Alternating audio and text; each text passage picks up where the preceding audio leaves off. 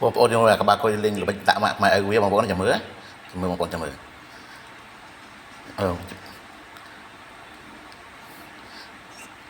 តិចកូនដេកអូកូនដេកស្រួលណាស់មកណោះទៅយកភួយមកបងយកស្ដាប់ឲ្យកូនទៅយកភួយមកស្ដាប់ឲ្យកូនបងអូកូនគេងស្រួលកូន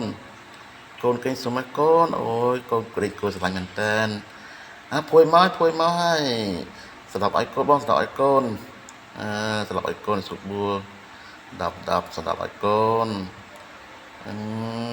ទីងស្រួលបួលបងទីងស្រួលបួល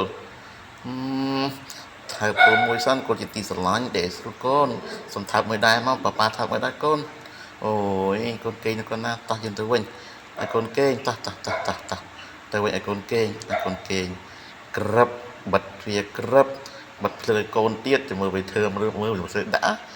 ក្លឹបឡើងលេងហ្គេមតទៀតបាត់អានេះខូចជ័យហើយខូច